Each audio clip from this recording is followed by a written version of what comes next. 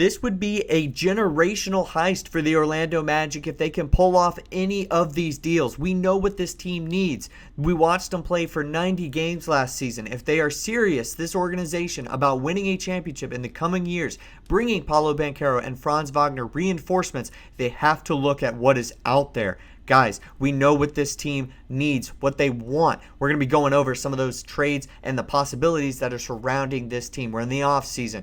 No more post games. No more any of that. We're talking about how this team can get better for the 25-26 NBA season. Guys, welcome into Magic Digest. I'm your host, Patrick Previty. This is your one-stop shop for Orlando Magic basketball content. You guys have already seen this if you are one of the returning viewers, but as we try to build this channel into the greater realm of YouTube channels covering the Orlando Magic, we're trying to make a push. So make sure if you're seeing these videos to subscribe to the channel. Helps us out greatly. And as always, I'll keep saying it, I appreciate you guys for 1,000 subs. I believe we're now at like 1,010. So it means a lot. Okay, as we move into this offseason, we know what this team needs. They need shooting.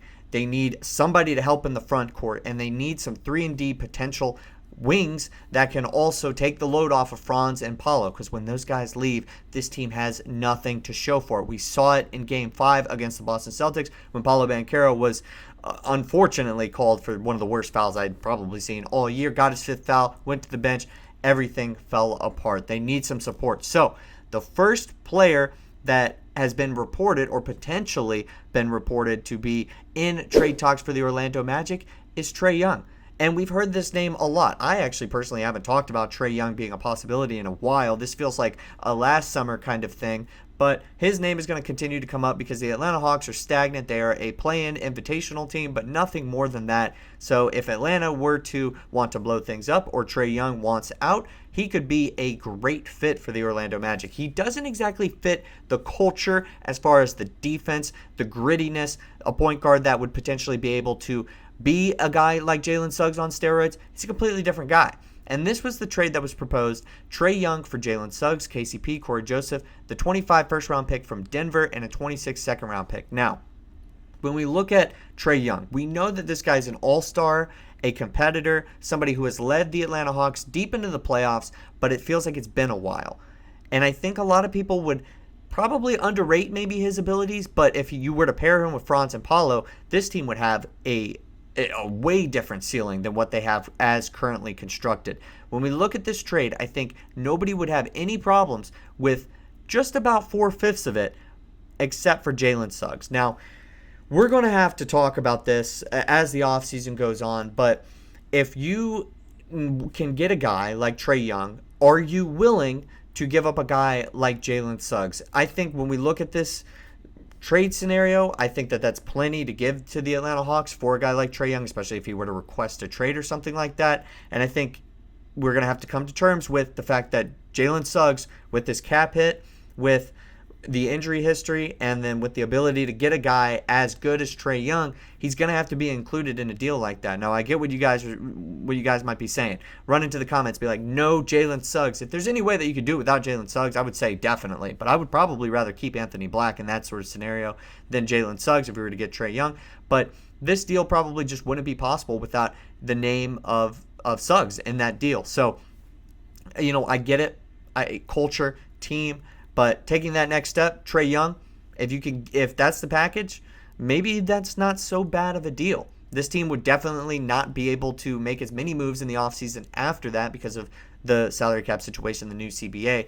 And I honestly think Jalen Suggs' name would have to be, strictly looking at it CBA-wise, included in this trade for it to make it work. But they would probably have a pretty formidable big three, all with borderline all-NBA guys, be looking at the Orlando Magic way differently. Now, another name that was proposed, we've been talking about it a lot in Orlando Magic circles. I don't remember the last time I talked about LaMelo Ball, but this thing with the Hornets, whatever you want to call it, is it a rebuild? Is it a go for it kind of thing after this lottery?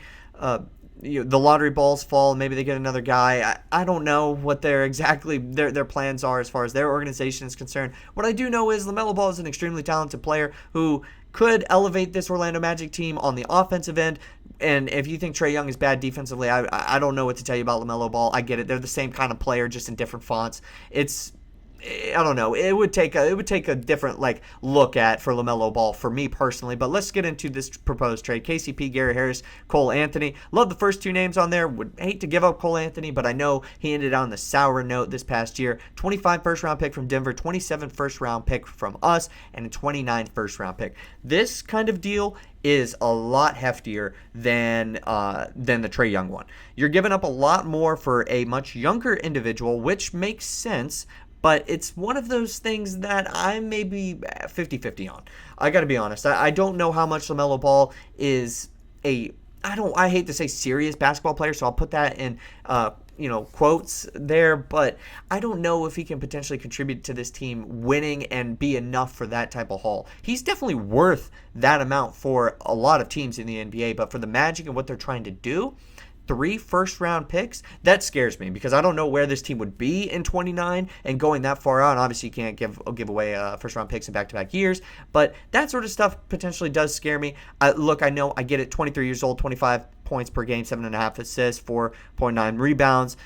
He could potentially have a massive impact, especially if he's that second option and he doesn't have so much pressure on him. But maybe we wait a second on this and then see exactly what goes on with Charlotte. I would probably be in favor of Trae Young, even if he is a little bit older, but none of these guys are too old. So the next player that we're going to be looking at is Deandre Ayton. Now, I understand where this might potentially be coming from as far as, okay, this isn't exactly a major need. I think the first thing that this team looks into fixing is whatever is going on in the backcourt as far as the scoring is concerned. But this is the deal that was presented. DeAndre Ayton for KCP, Gary Harris, Jonathan Isaac, and the 25 first round pick from Denver. All of these seem to have that 25 first round pick from Denver. This team still should be okay with drafting a younger player. I think they want to invest that pick. I don't know if they want to move both of them this year, but I know that with all of these deals, you're probably going to have to trade that 25 first round pick. I like this deal.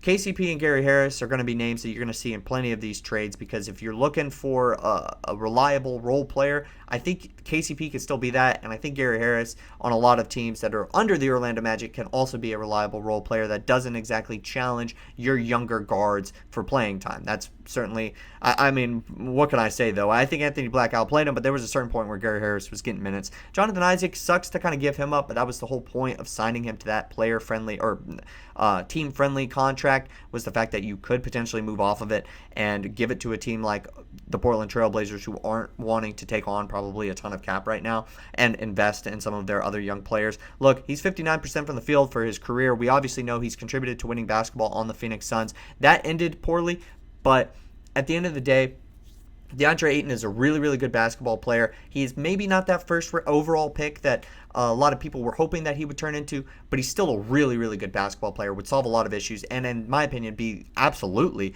miles ahead of Wendell Carter Jr. at the 5, Jonathan Isaac at the 5, and Bitadze at the 5. So it'd be a positive thing. Less eager to make this trade happen. I think this feels like a deadline deal rather than a summer deal, but something to look out for, something that they have proposed. Myles Turner is next up. Look, Myles Turner, he's still playing basketball right now for the Indiana Pacers. He's been on the Indiana Pacers, it feels like, for his entire career, but it feels like over 8 years or whatever. You're getting a veteran guy in Myles Turner, and I think that that's a real positive. Now, there is a name in this proposed deal that I'm not exactly a fan of. Mo Wagner, Gary Harris, 25 second round pick. This is probably the lightest deal outside of the last one that we're about to get to. Mo Wagner, in my opinion, I think is too big of a name to give up. So I am immediately nixing this deal whenever I see this, just because maybe Myles Turner is probably more dynamic, has more playoff experience, and could potentially be an arguably better player.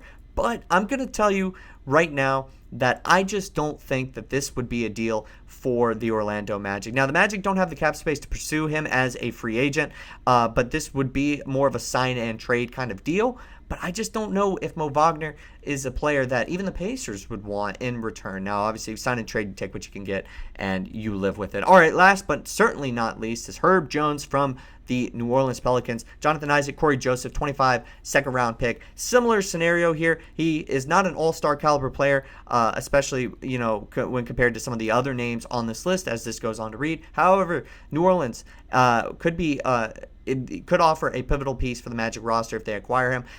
In his rookie year, Jones was looked at as one of the most complete defensive players in the league, and he only played 6 games in the postseason in his rookie year, but he was a terror against the Phoenix Suns whenever he did play against them. Look, this fits this team a lot more than some of the other picks, but I don't know if it brings us to that next level. And unfortunately, I would just say that this team should potentially stand pat if they have to trade some guys away. And then you're also giving up Jonathan Isaac in this deal, where it's like you're giving some defense for that perimeter defense. I feel like our perimeter defense is already pretty solid, and I just don't know what the potential is for him. And he's 26 years old as well. Last year averaged 10.5 points, 4 boards, 3 assists.